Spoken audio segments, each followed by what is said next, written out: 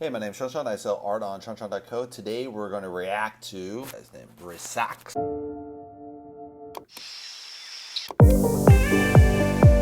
So Resaks is a graffiti artist. I think he's out of Mexico. I'm not sure. Let's take a look at his YouTube channel. So he has a really nice graffiti logo at the top. This is obviously going to look best on desktop or TV. So he has this graffiti at the top, multiple line lettering kind of graffiti style. It'll look best on desktop, maybe on the TV. I don't know what this looks like on a mobile app. Might look a little different. And then he has some Instagram and his TikTok logos there. For his intro video, he has one of his latest videos that's very popular. He has uploads, popular uploads. I probably do my popular uploads on top of uploads.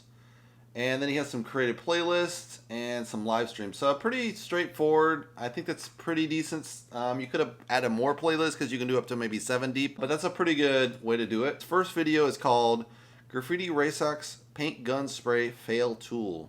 Don't know why he failed at the tool, but we'll see.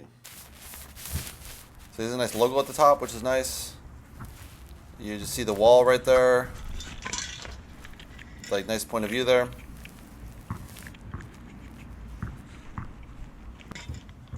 Got paint all over his coat. That's a real painter when you got paint everywhere. Oh, hold on. This is going to connect the paint there. Let's skip ahead just a little bit.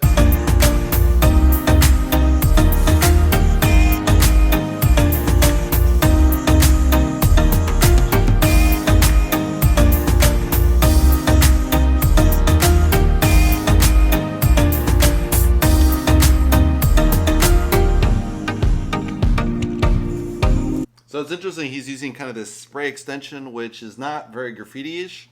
Most graffiti artists use straight their finger, but it does save your finger. You get a little bit more trigger control with that little device, but again, it's kind of falling off here and there. Skip ahead a little bit.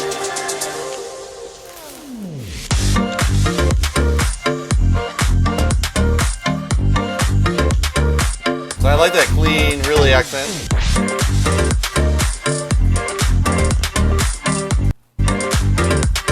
Skip ahead a little bit here.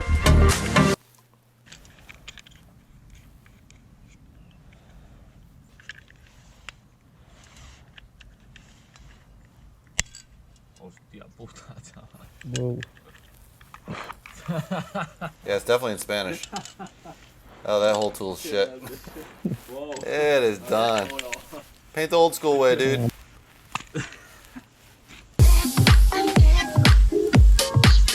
And now it looks like a graffiti artist painting with a hand.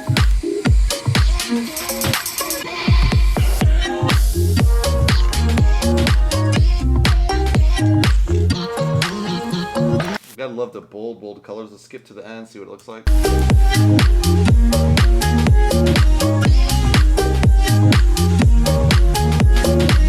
He's using some jump cuts, so he's not showing the whole way. He's kind of cut a little bit, cut a little bit, cut a little bit, so it moves faster.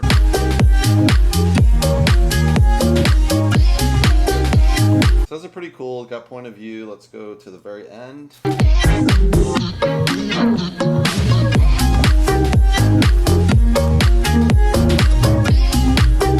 It's a very cool design. It's unusual color combinations with this brown and blue. I'm not sure if they quite work together, but it's a very cool graffiti design because it has multiple layers and just different letters and different. The black and brown is doing something different than the lettering, so it's kind of interesting because it's optical illusion almost. So let's go to the next video. This one is called Resaks Testing 5 Cap Spray Paint Adapter Graffiti Tool. So he starts with the blank wall again, so you know where you're starting.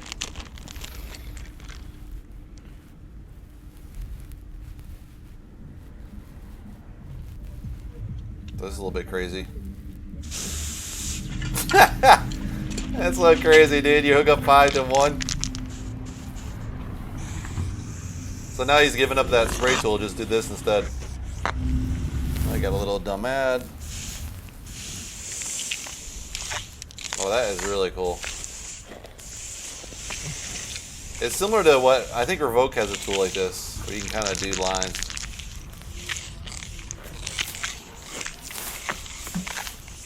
I think it's a cool too. It's just I don't know if he's using it the best way right now, but It probably takes a couple of times to get a good feel for how to use that tool exactly.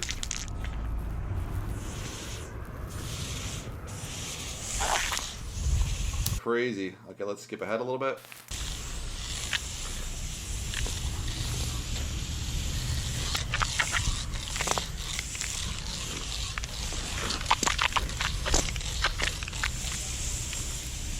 Yeah, it's really interesting and bizarre the effects you're getting with this.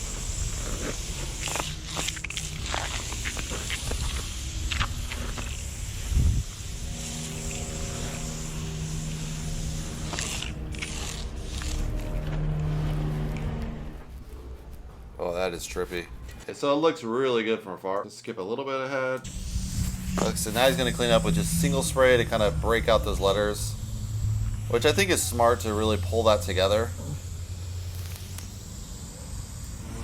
Yeah, it's looking a lot cleaner that way.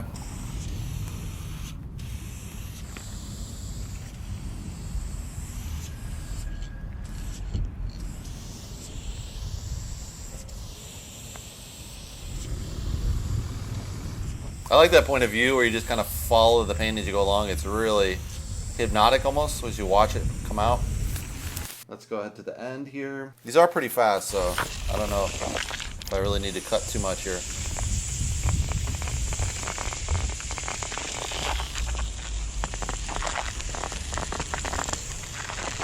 So I'm not sure about that part, but it looked cool before to me, but it's making it more trippier. I don't know what the... I thought it looked cool when he's kind of cleaning it up, but this is another cool way to go about it. I expected he would have left. What is... So that's that. Let's go to the last video. This one's called Graffiti Resaks Testing Metal Pink Color of AKA High Quality. And I think this is the one that's on his intro video, so I didn't play that, so we'll see it for the first time. He has his logo again. Wall. So he's not showing his face, so he might be doing real graffiti in the sense like you don't know who he is. Because to be real illegal graffiti, you have to keep your face hidden. But you can do the designs, but this is kind of proof positive of what the crime is, right? With the, but yeah, you don't know the person, so it's just still a code name, right?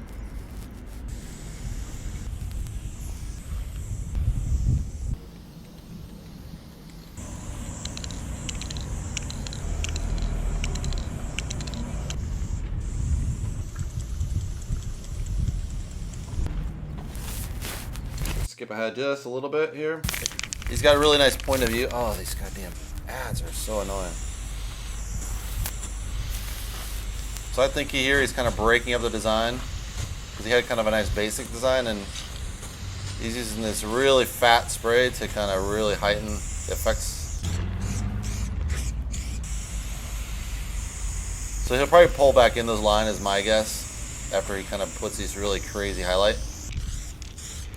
It's a very nice kind of effect to have both of that in there. And you'll probably do another highlight color against that big spray using a fat cap there. Yeah, see how that breaks that up?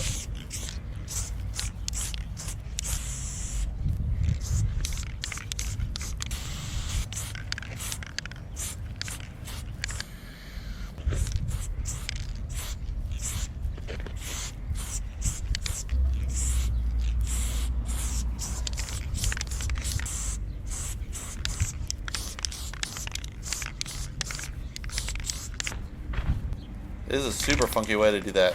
Yeah, design right through there where it's... Let's skip it just a little bit here. Doing a nice green accent. Let's see where he goes with that.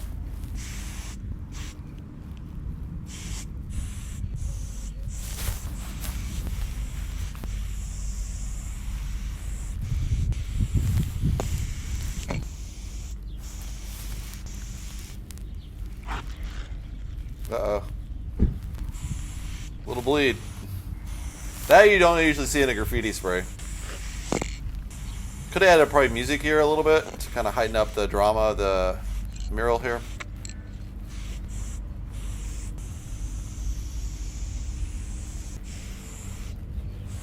So now he's kind of breaking up that nice curvy design before.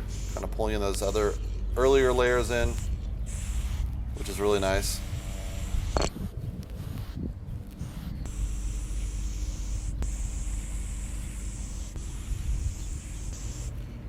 Yeah, it's interesting. He started with the white, filled in with pink, and now he's going over the white again to re-outline it. Just interesting how many layers you have to do to get that effect just right in graffiti.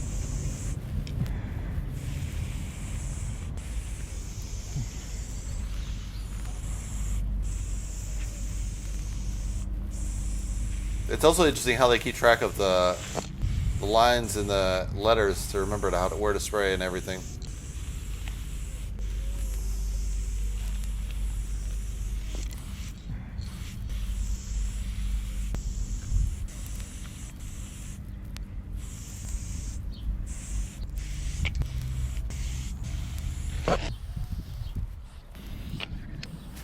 Get another dumb ad. Skip ahead to the end here a little bit. Just do an outline of white to highlight that, which is always nice to do white right next to the color like that. It's very common in graffiti.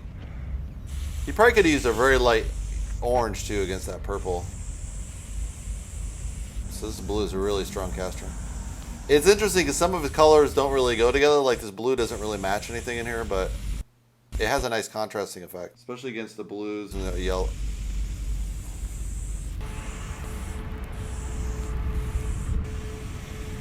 So that's very common in graffiti. You kind of really outline the outline again. So it kind of shows where the end of the graffiti is. Versus that white kind of outlined the letters, but this outlines the whole piece as a total. So it's kind of like one of these unspoken rules. So this is kind of nice. He adds a little bit of accent here to kind of highlight the shading. Really give a little more depth to those colors. Give a little more feel to them. They're definitely got more of a bubble feel to that. Doing that little bit of accent.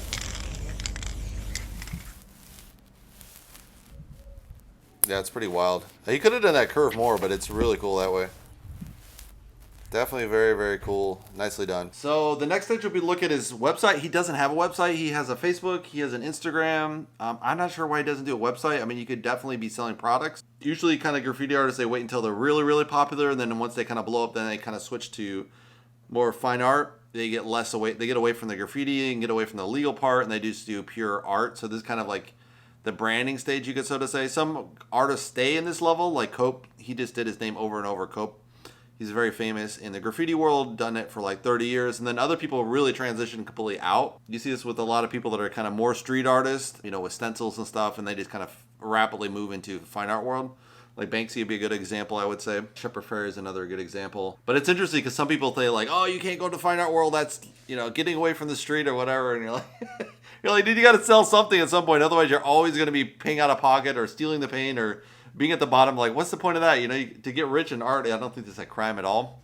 If you completely sell out, like maybe you say a Mr. Banksy, where it's just you're copying other graffiti artists. I don't know if that's really art per se, but he cracked the code in it, you know, and he followed all these guys. So there's multiple angles to it. I don't think it's smart to stay at the bottom and not try to get rich. So it's kind of interesting. He doesn't really have a website. Hopefully he adds one. I think he could probably sell some products right out of the bat, like t-shirts or stickers at least. So he's probably giving away free stickers, I'm assuming, but he could probably sell some of those stickers as well to his fan base. Maybe he does. He has an email reach, so he definitely sells something, but I just don't know what he sells because it's not directly obvious. So that's my take on Resaks.